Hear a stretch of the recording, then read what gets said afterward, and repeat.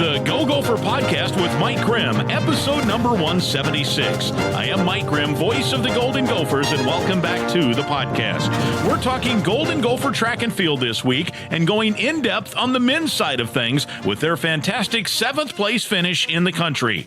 We'll talk with assistant coach Ibrahim Kabia, who's in charge of sprints and jumps, as well as have a discussion with assistant coach Peter Miller. He's in charge of the throws. Those two guys have athletes who scored a bunch of points in both the Big Ten meet and the national meet, both areas having big success for Minnesota at the NCAA championships last week. The Gophers had their best national finish since 1948 when they finished 7th in the country. They also finished 2nd in the Big Ten. Our Go Gopher podcast is presented by alumni-owned Sunbelt Business Advisors and True North Mergers and Acquisitions. If you're a business founder planning to exit your business, start by contacting Sunbelt Business Advisors and True North Mergers and Acquisitions. Sunbelt serves more businesses up to $5 million in revenue than anyone, and True North M&A serves companies with revenues up to $150 million.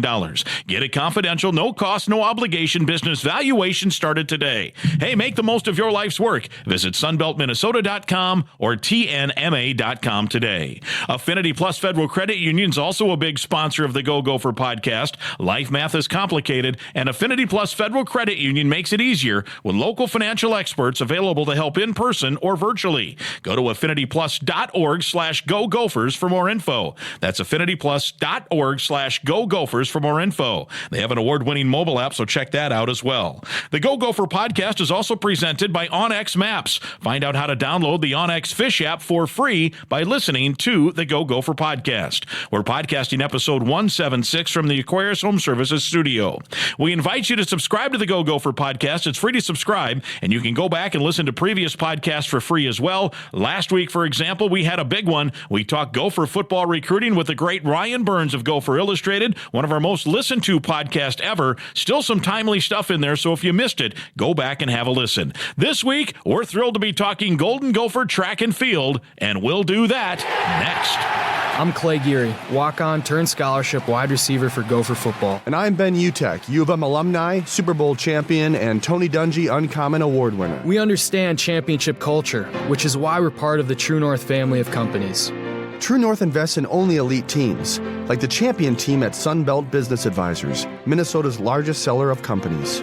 To learn more about True North and our diverse family of independently owned companies, visit TrueNorthEquityPartners.com. Keep the good times rolling without the regrets. Giggly THC beverages are your go-to for bold flavor and smooth vibes. Zero alcohol, no bad decisions. Just THC-infused cocktails, seltzers, and teas packed with natural ingredients and performance-boosting superfoods like ashwagandha and ginseng. Find Giggly at over 500 locations like Total Wine, MGM, and Cub Foods, or shop online at giggly.com. That's Gigli.com. Ready to upgrade your drink game? Use the code Giggly North, as in Giggly Talk North. Giggly North, Gigli North, for 50% off your first order. Giggly, sip smarter, feel better.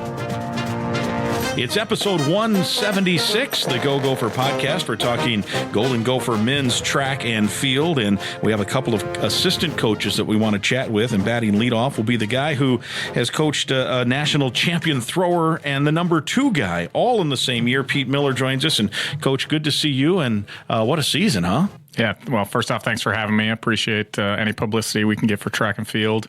But yeah, great season.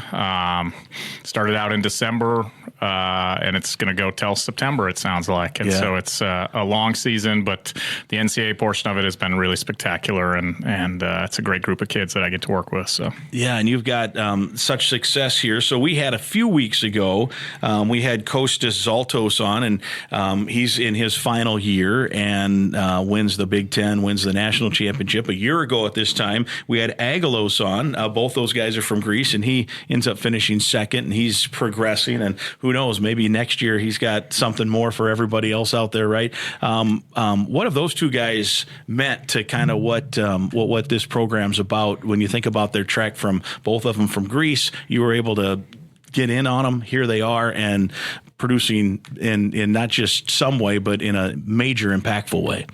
Yeah, it's a pretty crazy ride for the last, I met Kostas almost exactly 6 years ago now in Sweden. And to think that we were able to get him in school. He showed up, then the pandemic hit. He had to go back to Greece for 9 months. He showed back up again in January and was not ready to throw at that point. That had been the pandemic for Greek people was much more challenging than it was for us U.S. people. And so he had a lot of work to do, but he's put in that work and he's grown a ton. And then through his success, it opened the door to some other Greek athletes. And so we have 2 more Greek throwers on the team right now, Aguilos, obviously, and then my younger guy, Pavlos. And they all kind of bring different pieces to the puzzle. You know, they're very different athletes. Kostas and Aguilos especially are, one's right-handed, one's left-handed, one's a weight room guy. One doesn't hate the weight room, but definitely not his favorite spot in the world. And so they bring a lot, and it's been fun to kind of see them challenge each other in different ways, and then see them grow together too. And obviously Kostas had a lot of growth before Aguilos got here, but Aguilos has challenged him to take it to another level, which has been awesome. So is there, I asked both these guys, so I want to get your opinion on it too, about I don't think throwing is a huge national sport, right? In Greece. So it isn't like, hey, just go, it's not like in football, go get a couple of Australian punters. Everyone's got one. You just happen to pinpoint a couple of guys that were really good there. And now you got a little pipeline to get that country's best. Am I right kind of on that? Yeah. Greece has figured out the hammer, and it's kind of a cool situation. So Kostas' high school coach, was kind of the founder of Greek Hammer to a point where he actually coached Aguilos' high school coach to the national record in Greece. And so Aguilos was coached by an 80-meter hammer thrower who was coached by Kostas' coach. And so they had some connections that way. And there's like 4 or 5 clubs in Greece that just have these coaches who are passionate about the hammer. And I think Kostas told you his coach was a middle school gym teacher. And so if you get some of those, you get to start recruiting just like our track coaches do here at the high school level. And so having those connections is huge. And Greece, for whatever reason, identifies talent and develops talent in that area really, really well, especially on the men's side. And so we're lucky that we got in at the ground level, and we've been part of that development, I guess, for Greece too. So. Yeah, pretty amazing. And you mentioned the seasonal run through September, right? Because there's national events. Will both of these guys now take part in some stuff? Yeah, so Kostas is now a professional, quote unquote, in the hammer. Because his eligibility is now exhausted, right? He's done, yeah. So he'll compete. We're trying to finalize the schedule, but he'll go to LA for sure 3 weeks from now and compete in a big meet, and then probably fly to Europe from there and do they have a meet called the Balkan Championships, which is like all the countries in that area. So he'll be a part of that team. And then the Greek Championships are the end of July. And then he'll do a couple professional meets and come back here before the Tokyo World Championships.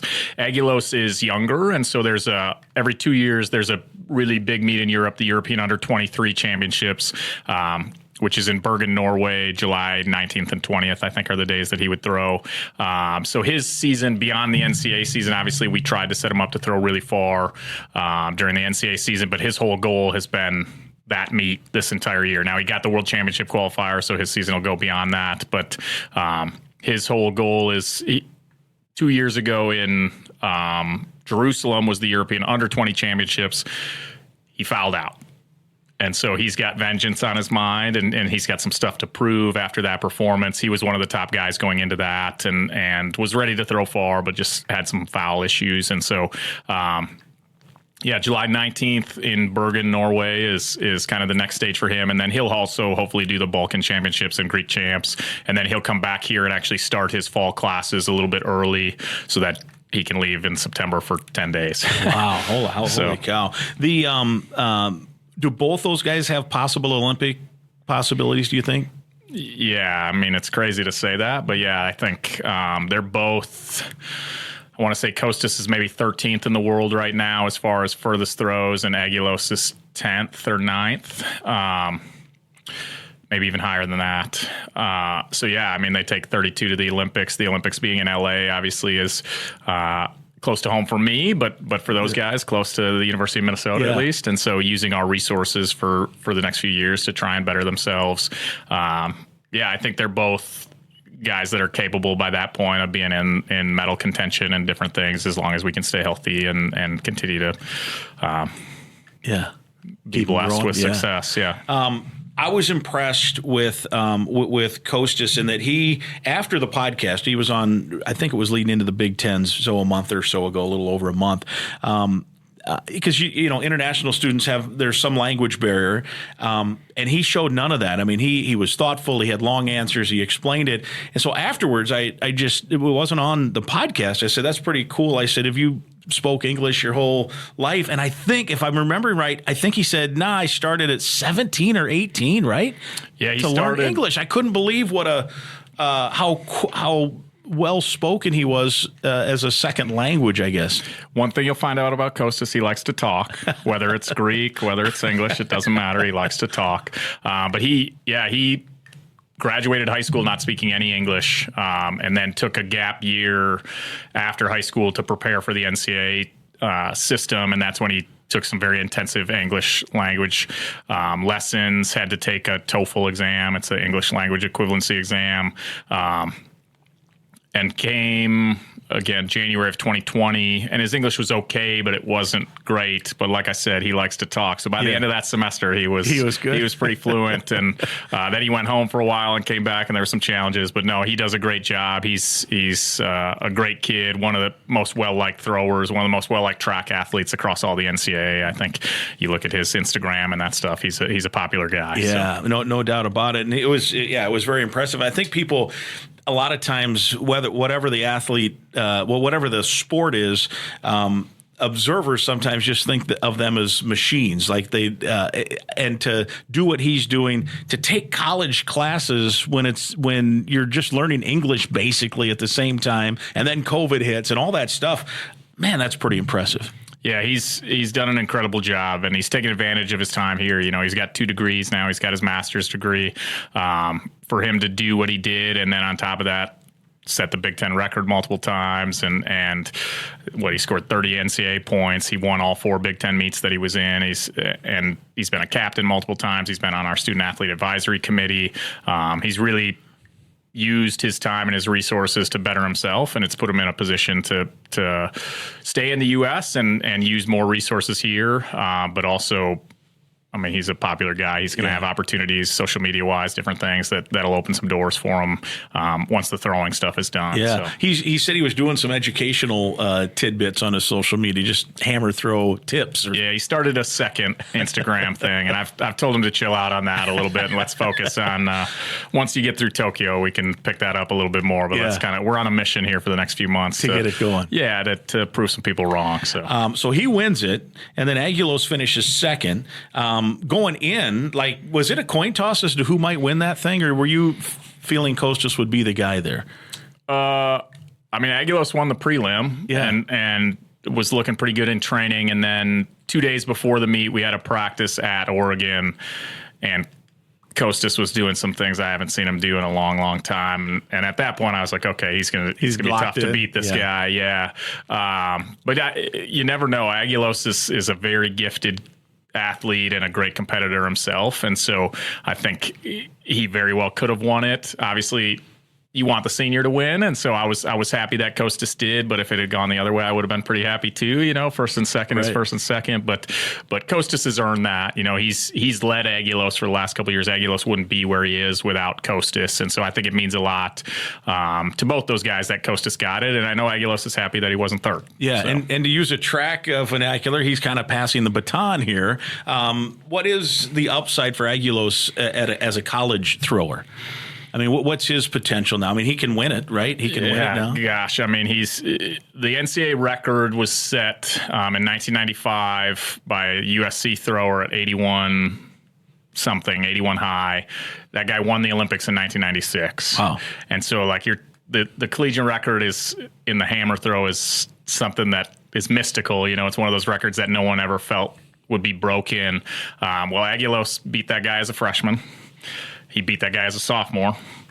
Now that guy broke the collegiate record, set the collegiate record as a junior, and then didn't quite throw farther as a senior. So we got a ways to go, but I think just to be in that conversation is incredible. He still hasn't found his throw. I've seen training throws that are much better execution at high intensity than I've seen in a meet. And so I do think he has more tread on the tire for sure. But if we can just get to the point where that 78-60 is a daily occurrence rather than once a season, then you're again talking about medaling at major meets and doing some things that like no Minnesota track guy has done for a long time. Right. You're talking Fortune Gordine in the 1940s was breaking world records, but we haven't had somebody doing that kind of stuff in a long time. And so there's no pressure on that. I think he's accomplished a lot already, and the team's going to change. He's going to change as a person, but he's capable. He has the opportunity to do some pretty special things. So. And in Hammer too, right there, he I think has had an opportunity too, where sometimes he'll just pop one, right? All of a sudden it's okay, and if he pops one at the right time, who knows where it goes, right? Yeah, that's a funny story. So his PR last year was at the Drake Relays, and he had fouled. We had a Wednesday home meet that year, just like we did this year, and he had fouled out of that meet. He all 3 throws, 1 went out of bounds and 2 he stepped out on. And then we went to Drake, and his first throw, he hit a car. I remember he told us about that one. Yes, he smashed the tire of a Volkswagen, which meant that wasn't anywhere near fair territory. No, not good, but far. You've got long ways. And then 4 throws later, he threw his PR and set the Drake Relays record, broke Costas's Drake Relays record, and so yeah, that's a great example of.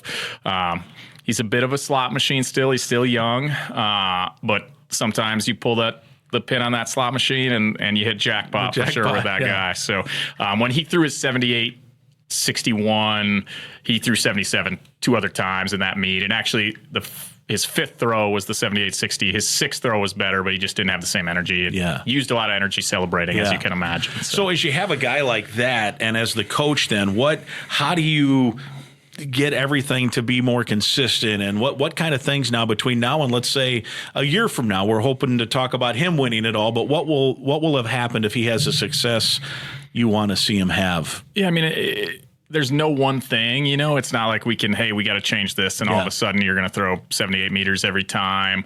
I think the biggest thing for him is he's going to have a ton of different experiences before then. He's going to go to this U23 meet. He's going to go to the World Championships. He's going to go to the Greek Championships as the favorite, things he's never done before. And so he's going to have to work through a lot of those things, which will just make him mentally stronger and more stable. The weight room isn't a huge piece for him because he's so naturally gifted there, but he'll have, 5,000 more throws at this point next year too. And our relationship, our communication will be that much better because we'll be on the same page another year closer. And then God willing, he just needs to be healthy. He's a talented kid and he's driven. I don't have to motivate him. He shows up wanting to get better, and it's just a matter of kind of managing his low back, as all strength athletes deal with back stuff.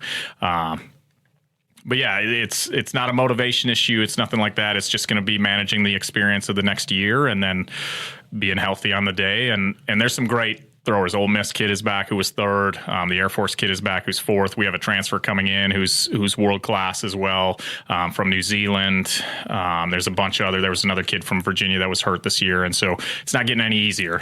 Even though Costas is there, I think Costas was one of only 2 or 3 seniors in the whole field, and so we got our work cut out for it. But I know Aguilos will put the work in, and then it'll just be a matter of, again, being healthy and hopefully a little bit more stable by then. Let me read a quick sponsor mention. We got more questions here for Peter Miller, Gopher throw coach on the both men's and women's track and field team. We want to talk about Affinity Plus. It's your local credit union, proudly serving Minnesota since 1930. If you're a current Gopher student or a proud Gopher alum, that makes you eligible to join this financial that wants to build a meaningful banking relationship and put you first. Meet with a local employee at any of their branches statewide, including right off campus here in Minneapolis on University Avenue. To learn more and find other ways to connect, visit affinityplus.org/Go Gophers. That's affinityplus.org/Go Gophers. Affinity Plus Federal Credit Union, federally insured by NCUA, people-centered banking, perfect for Gophers. We thank them for their support. More track and field discussion here, and the hammer throw is traditionally the first event of each track and field meet. And as this team had such great success this year, 2nd in the Big Tens, 7th in the country, ranked in the top 10 as a team the whole year. Obviously, that was a big piece of it, was what you guys were able to do to start the weekend, right? Take me through that mindset, that mentality. or do you even think about it? Do you just go throw and do it? We talk about it for sure. We want that pressure. We want that opportunity to get the momentum going. I think there is pressure, especially on the men's side. We were always the favorite. It was only, you could only screw it up. That's how I would describe it to other coaches, is we'd show up to meets, and the only thing that could happen is we were expected to get 18 points. We could only get less. You can't get more than 18. Now at the Big Ten meet, I will say Isaiah Schaefer, a senior for us, scored in the hammer, which was totally unexpected. I think he was 20th coming in. So we were expected to get 18. We got 20, which was a huge 2 points. An extra 2 points for the team, which we ended up tying for second. So if we don't get those points, we end up third as a team. And so I think, but yeah, we talk about that, and we want that pressure. We want to be able to, we're a confident group, and we like the energy. And so we want as much of the team there watching, all that kind of stuff, but we want to put on a good show, and we want to start the team off right. And both the men and women did a great job of that this year, both indoors and out. Annie in the weight as well, and Hadley in the weight. We were able to get some points on the board right away, which is super helpful. So. Yeah, you've built a pretty good tradition here, both on the men's and women's. You've had indoor champions, Big Ten champions, outdoor champions now.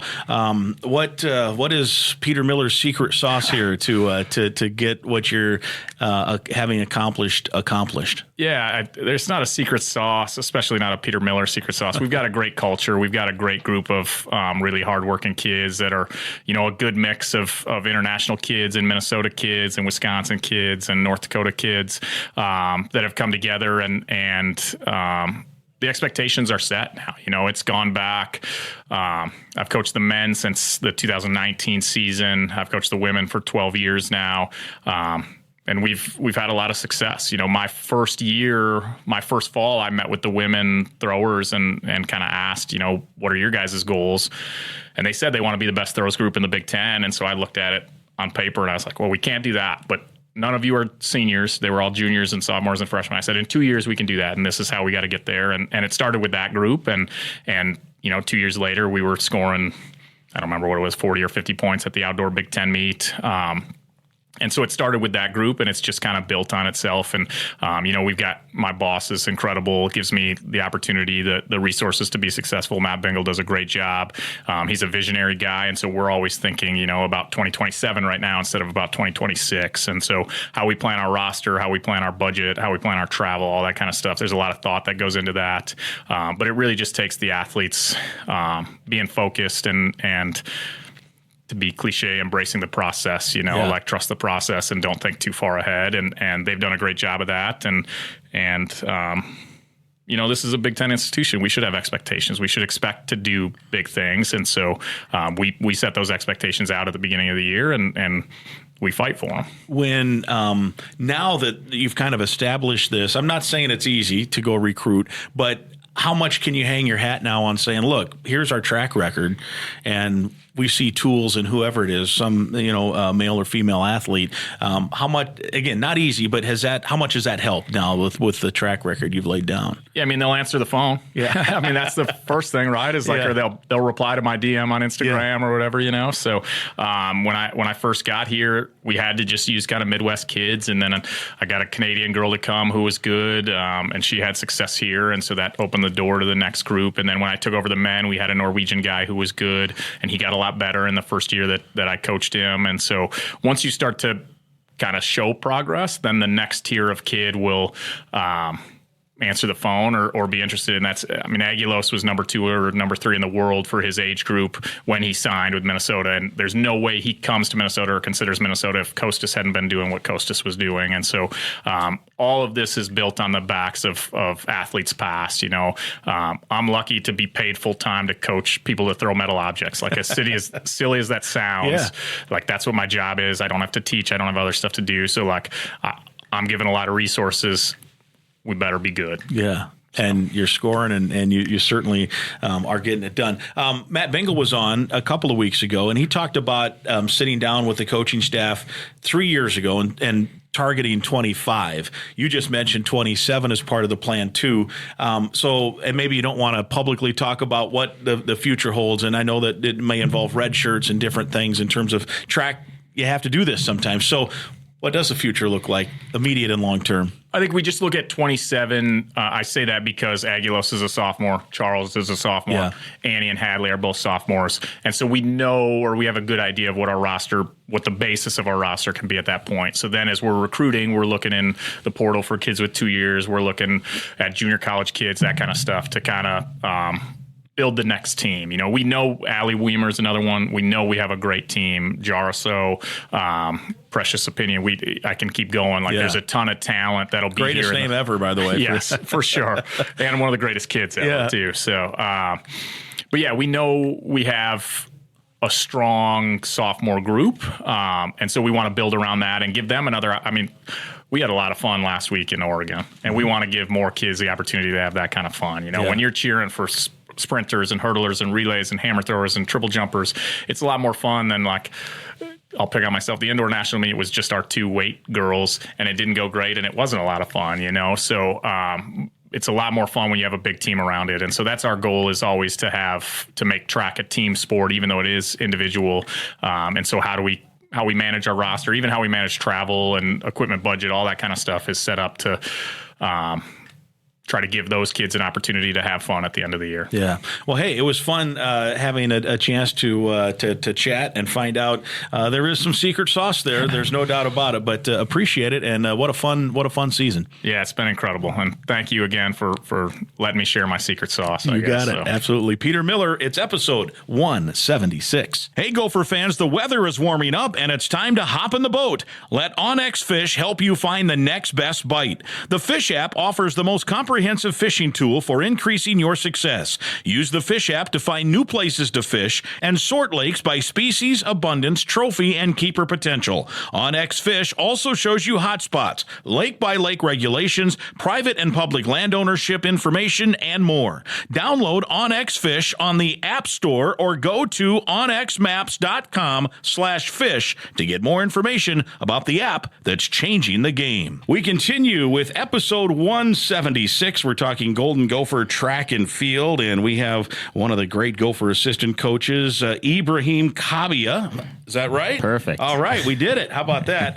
What a season. The Gophers finished 7th nationally, and much of that success, and 2nd in the Big Ten, by the way, much of that success was the group of young men that you coach on the men's side, the sprints and the jumps. And how much fun did you have watching and coaching and giving those guys insight to have the success they did? It was a lot of fun. Obviously, we had a tremendous success throughout the season, and it's also fun when you're doing well, when things are going well and you're winning. You're setting PRs year after year, event after event. It's a lot of fun. It's fun watching them grow. When you guys went out to the Big Tens, and both the Big Tens and the Nationals were in Oregon. USC, Oregon, who else was in the thick of it? Lots of good teams. You guys end up finishing 2nd. Take me through what that weekend was like, and you guys had some success with the sprints and the jumps. Yeah, so I'll give you some context. So 3 years ago, our head coach, Coach Bengal, had us in a meeting, and we were talking about what the plan is moving forward, for our program. And then so we were targeting this year to win the Big Ten championships and finish top 10 at the NCAA. And then so we ended up recruiting guys who could help us do that. And then we redshirted some people that we could have back, this year to make sure that team is solid all around. Right. And then so it almost worked out perfectly. Now we didn't win the Big Ten, but we were 7th at the NCAA championship. So, but going back to your question, for the Big Ten championships, now we're at the Big Ten championships in 2025, outdoors, and 3 years ago, we're thinking like we're going to win. And then obviously the Big Ten changed, with USC, UCLA, Washington, and then Oregon. And then so now the dynamic of the championships has changed, significantly. And then so we went in, I think, maybe projecting to finish, I don't know, maybe 4th, 5th. I can't remember. Yeah. It's been a few weeks now. But then also we treated the Big Ten championships as more of a post, season. It's like an NBA playoff. So once you get to the playoffs, it's 0-0, and then you have to do it at that meet. And then so our guys stepped up significantly. Just great performances. All the way around, and then we ended up tied for 2nd, and then I believe Oregon won. Yeah. And then we ended up tying for second. Yeah, so. USC, you're right. USC was the favorite, and they end up not winning. You finish ahead of them, and Oregon, who was, Oregon's Oregon, right? They're gonna be good, but they weren't pegged as a team that was gonna win it. And then they produced some good numbers as well in there. That's a beautiful facility out there, right? Where you guys spent time. It's beautiful. It's a beautiful facility for sure. I think you guys scored in the Nationals. Your group was responsible for more than half the points, right? At the national meet? Yeah. Oh, the Big Ten Championships, more than half the points, correct. Yeah. And then at the NCAA Championships, it's less than that. Yeah. We scored 25 points total with 18 from the Hammer group. Yeah, that's right. The 1-2 punch there with the Hammer group. We've had both those guys, both those hammer throwers from Greece on our podcast in the past, and it's fun to always chat with them to hear how they go. So 1-2 is a pretty good group. Do you ever sneak over just to watch those guys do their thing? Oh yeah, absolutely. Our staff watches everything. And then so unless I have an athlete competing or coaching or I have practice, I will be at the competition watching, whether it's a throws or whether it's a distance, long jump tree, it doesn't matter. Like our whole coaching staff watches. Yeah. Everything, We had Coach Bingo on a couple weeks ago leading into the Big Tens and Nationals, and he talked about what you talked about, that this was the year you guys were kind of pointing toward, which included some red shirts. So take me through your thought when your head coach comes into you and says, here's the plan. And I'm not suggesting you say, oh, well, we're going to take some lumps here the next year or two, because you guys put some good teams out there. Yeah. But in track, there are some times where you have to gear up and do some things. So what was your thinking when your head coach came in and said, here's our plan? Because it's easy to say, well, here's the plan, we're going to do it. Correct. But to really kind of accomplish it then 3 years later. So walk me through that path and what you thought when he first said it, and then how the navigation went. Well, so with knowing Coach, I've known Coach Bingo for a long time. So he keeps a lot of things close, to his chest, and then so he will kind of plan it out before. So once he verbalizes it, he's like long ways into that process, and then so he's probably done the numbers, look at who we can redshirt, what events we'll probably need to recruit more of. So when he comes in with the plan, and then you're excited about the prospect of like becoming a champion.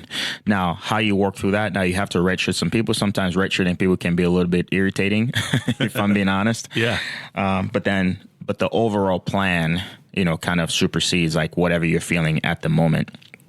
And then but the great thing about that is everyone is allowed to have an opinion in those meetings, and then everyone is allowed to bring their ideas and their perspective, and then because you put all that together, and then we make a decision.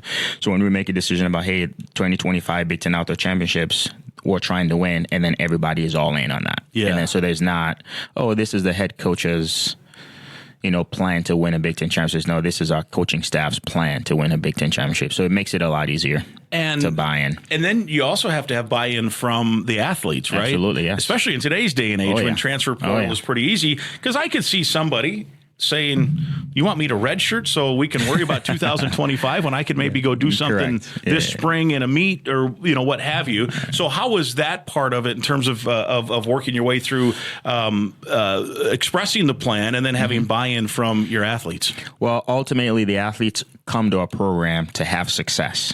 And so once you tell them, as long as you have a plan, once you communicate the plan to them and you say, well, this is what the plan is for 2025. We're going to redshirt you this year, but then this is what we can provide for you. We can help you develop that year that you're not going to compete in uniform. Then the tendency is to buy in more into that. Now, is it challenging? Absolutely. So for example, the women have an indoor season and then have an outdoor season. So it's rare that we redshirt somebody after their freshman year for the whole year. So a lot of times the women would compete indoors and maybe redshirt outdoors or the other way. But now on the men's side, because we don't have an indoor season, so when you're redshirting, somebody's not competing in uniform for a whole year. Yeah. And then so that can be a little bit more challenging on the men's side versus, the women not have somebody in uniform for a whole calendar, year. So that is a challenging part of redshirting men.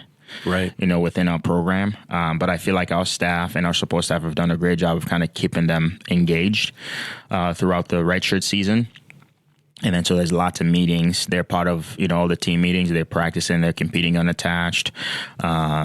And then it just kind of keeps them engaged just to kind of stay alive a little bit until the season that they're coming back to compete in uniform. Without the indoor season, what kind of challenges that present in terms of, one, recruiting, right? To say, hey, we still... the outdoors, what we have, but there's ways we can continue to get you better.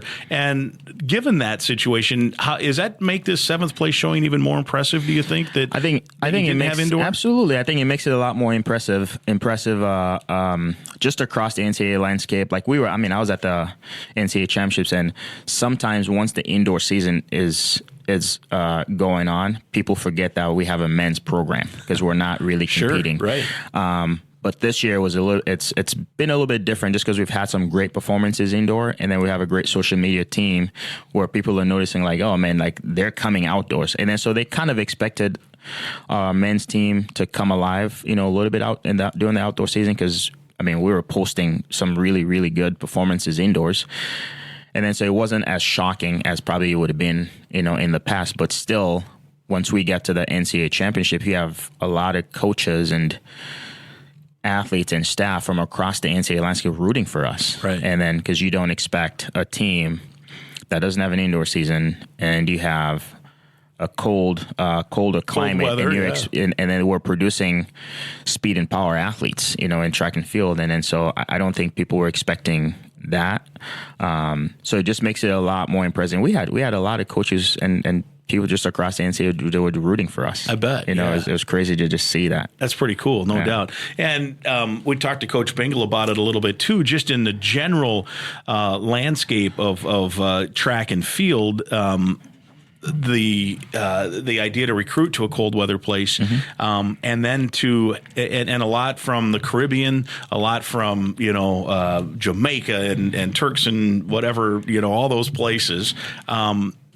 And then all of a sudden, the Bahamas, right? There's a big track and field there. It's a cultural situation. Absolutely, there. Yeah. And I know that you're spearheading a lot of that.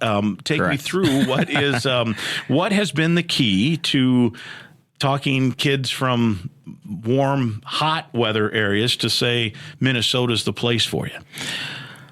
A huge part of that is the culture of the program. I'm involved when I'm recruiting international athletes. I like to get the family involved.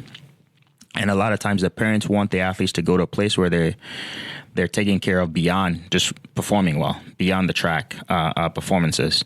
And then so they come here. It's a great academic institution. Okay, we have a great culture within our program. Our head coach is probably the most, and I'm willing to bet he's the most successful head coach in the Big Ten over the last 10 years. Yep. You can go back and do the numbers, but I'm pretty convinced he is. And then so you have a program that's been successful. You have an institution that's a great academic institution. You have a program with great culture. Now comes the training side of it. We do have an indoor facility, so it's not like we train outside in the cold. Now you have to walk in the cold to get to practice. But we do have the facilities to be able to train efficiently. And our results are showing that, we're doing the right things, here at Minnesota. And then but once they know that you do have the facilities to train and they're not training outside when it's cold, or you're not training at all because it's cold, then they tend to entertain it a little bit more. Yeah. And then they step foot on campus and then they see, how well, they're taken care of, what the connection with the coaching staff. And then sometimes they have another countryman on the team. And then so that connection, makes it easier for them. And then once they start performing well, and then it just buys in. And then there's people from Trinidad or Jamaica or Bahamas who are like, hey, I want to come to your school. And so it makes that piece a little bit easier. Now, the last part is that people from those regions don't know what indoor track and field is. Yeah. So it's not really hard to sell them about not competing indoors because they do. The only thing they know is outdoor track and field. And then so a lot of times they also want to represent their countries in the summertime at whether it's the Olympics or the World Championships. So not performing so much indoors kind of helps them, feel fresher and then feel not as fatigued as the summer goes along. Less mileage on the body. Absolutely. Yeah. So that's been helpful for us. You've also hit the African nations as well, which of course is home literally for you. So how is that connection? I'm assuming that you've got an ability then to connect with athletes there. Yes, absolutely. So we have a couple of Nigerians on our team. We have a Senegalese on our team. And I'm from Sierra Leone, so that's all West Africa. Yeah. And then so that's that connection with, that. And I had a couple of the Nigerian athletes feel like because I am African, then that connection, it's been helpful. It's very helpful for them. It's a huge reason why they chose to come here. And I'm thankful that that's an important piece, for them. And I can understand it, like being from, Sierra Leone and coming here, and the food is different, the climate is different. But so you're just trying to find something to, to help you, develop, and then make you feel connected, in some way. So if I'm that piece for them, then I'm thankful that I am. I mean, you're a living, walking, running example of what it can be, right? Yes, sir. What was it like for you back then? So you get recruited, you come to Minnesota, it's 16 below in January. What do you think? The only difference is that I went to high school here. I went to Champlain Park High School, and then I came to the U from Champlain. So that's a little bit different than. So you were a little bit accustomed to the cities and the weather and what the U was about. Yes. Where some of the athletes you're recruiting now, where you're directly having them come here, it's a little bit different. Very different. How old were you when you came here? 14. I was 14. Yes. So I went to 14, and I got here in the middle of January. Yeah. So that's crazy. How was that? Which is very similar to when Charles came here too, and which was a great story because I was communicating with him. He's your long jumper, right? The long jumper. Charles is the All-American long jumper, school record holder, phenomenal athlete from Nigeria. When he was traveling here, I'm prepping him. Okay, it's cold. Make sure you get a jacket, all that kind of stuff. And I was picking him up from the airport, and I had a Parker, so I was communicating with texting. He's just staying. Let me bring the jacket. And but he was so excited to be here, and then he came outside of the airport in a sweatshirt and sandals.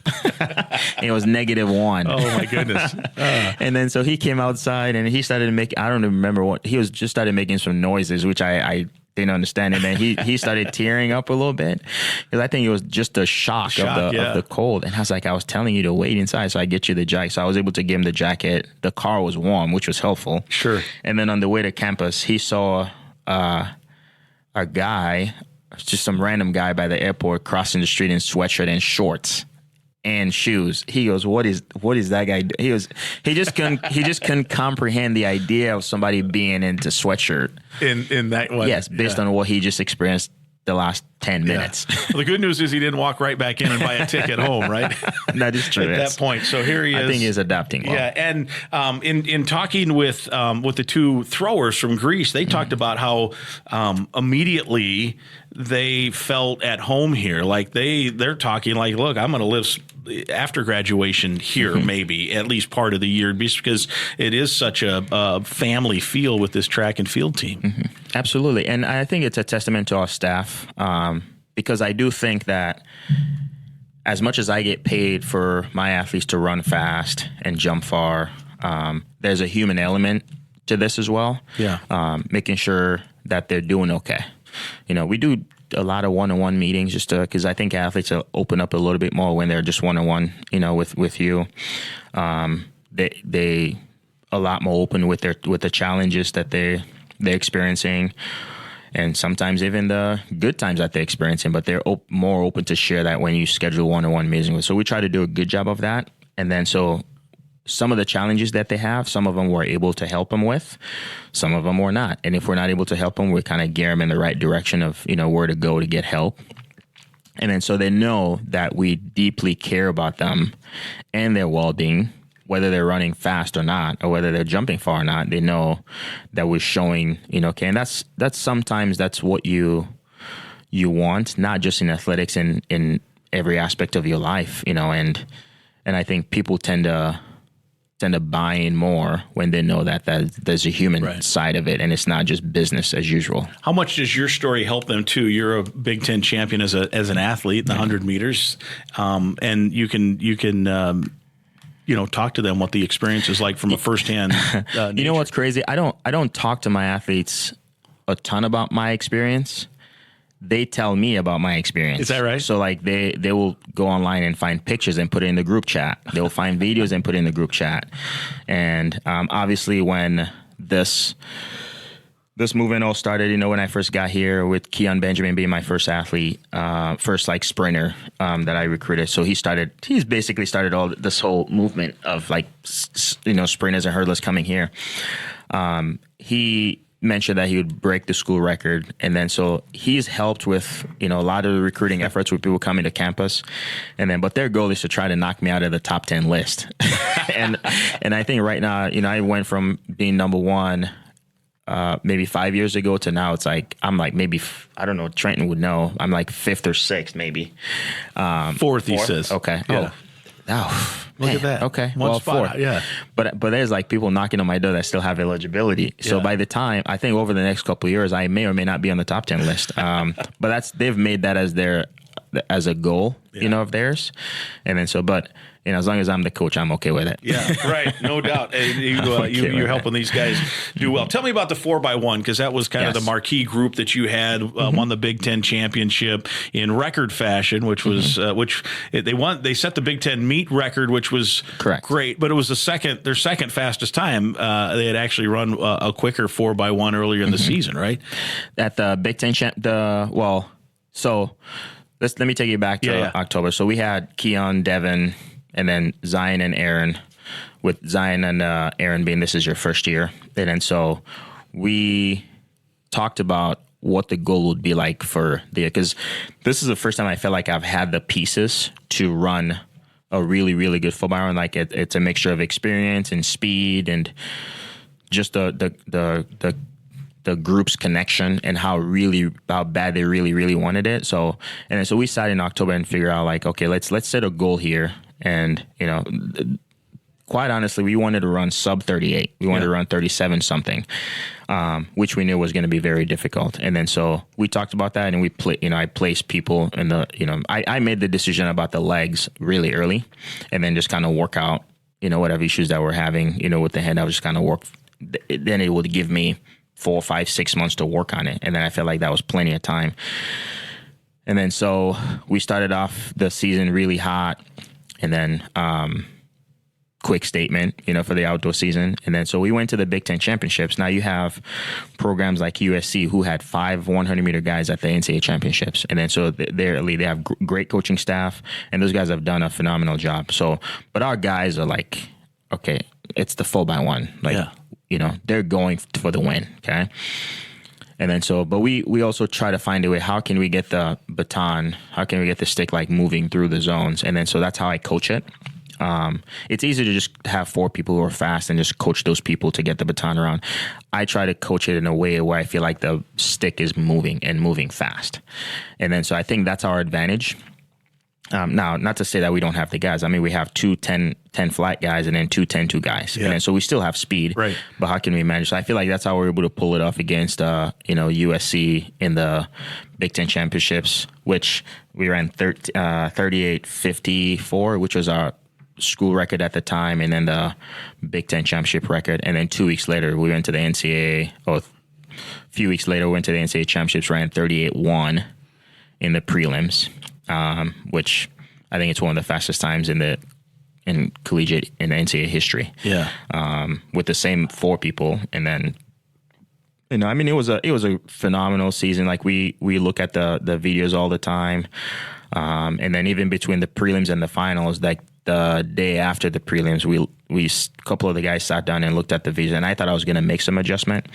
But I ended up not making it because I like it's hard to say this because I feel like I have the best lead-off guy in the country, so it's hard to tell him that, hey, you didn't run all that great when he's making up some stagger when he's making up the stagger in the fall at the NCAA championship. To look at him and say, hey, I think you could run better. It's crazy. But then when we looked at the video, that's what we found out, and I was like, I'm just going to keep the zones the same, and I need you to run the whole zone. And our handoffs were phenomenal. Unfortunately, Devin had to pull up with a hamstring injury, but they were going for the win. That's what they wanted to do, and I would have loved for them to pull it. Not, it would have been very difficult because Auburn's 4x1 is phenomenal. But we were in position. Right there. We were in position. That and that's one of the, to me, in all of sports, I mean, you include all the sports, the 4x1, that's always kind of the anchor event, so to speak. It's just such excitement. There's pure athleticism, but as you were describing, there's also some teamwork involved, that if you're not a team, it's not just, hey, let's send 4 fast guys out there and we're going to win. Yes, yeah. We've seen some troubles with that with some teams. Yeah, exactly. So it's awesome. Yeah. Tell me about the triple jump too. What a story. I think, let me just say this. I think Hakeem has 2 more years left. And then so this is his 4th year of doing triple jump ever. Okay. He did track. He was a basketball player. So I don't know how he got into track. I think basketball was over. He was just looking for something to do. And then went out for track and then jumped 47 feet in the triple jump. And then so recruited him. He came here. And then so we just basically started from scratch. Like, hey, we got to learn how to run. We got to learn how to jump. We got to learn how to do all these things. And then so year 1, he redshirted. And then year 2, he started getting, a little bit better. And then he was jumping decent. And then now this is year 3, so his redshirt sophomore year, and then he's jumping 54 feet, 53 feet. Like he's capable of jumping 16 meters every time he steps on the track. But he's a guy who is still very young, okay, even younger when you consider triple jump. Yeah. And so his ceiling, I think, is very, very high. And his approach is still very, like it's a 12-step approach, which the average, I believe, is anywhere between 16 and maybe 18 steps. So he's still really short and he's jumping that far. Now, with the NCAA meet and the Big Ten championships, I think he needs to be more exposed into that environment. And then I think he'll be a force in the future. Yeah. Like the guy is a phenomenal athlete. He's a great, great person. Great. I mean, you can't say enough great things about him. I call him my nephew. That's great. That's awesome. And that's a fun event too to watch and to see his progress. First Gopher All-American in the NCAA outdoor. So that's pretty cool as well. Well, Ibrahim, thanks so much, man. That was fun. I know you're now getting into the summer. We're out of spring now, heading into summer, and you'll have some things to keep an eye on. And recruiting, I'm sure, is hot and heavy as well. And we appreciate the time this week. Congratulations on such a great season. Thank you so much. We have some athletes who are staying here getting ready for their national championships and the world championships, so I'm sure you'll hear about them. But I appreciate you having me and covering our program. So it's been a great season. It was awesome. I appreciate you. Thank you. Yes, episode 176. My thanks to Golden Gopher track and field assistant coach Ibrahim Kabia, as well as assistant coach Peter Miller, for joining me this week. What a season the team had, and I know you enjoyed hearing that conversation as much as I enjoyed being a part of both of them. Episode 176 is presented by Sunbelt Business Advisors and True North Mergers and Acquisitions. If you're buying or selling a business, visit sunbeltminnesota.com or tnma.com. We're also partnered with Affinity Plus Federal Credit Union, a locally member-owned full-service financial invested in you. You can learn more at affinityplus.org/Go Gophers. That's affinityplus.org/Go Gophers. Affinity Plus, great products, great support, and great people. OnX Fish also sponsors our podcast, Happy Fishing. Again, I'd invite you to listen to past podcasts, and please be sure to click that subscribe button right now to the Go Gopher Podcast. It's free to subscribe and free to listen at any time. And please share the link to the podcast with others so they can subscribe and listen as well. And if you enjoyed the podcast, please let us know with some positive feedback on your social media channels. We'll talk again next week.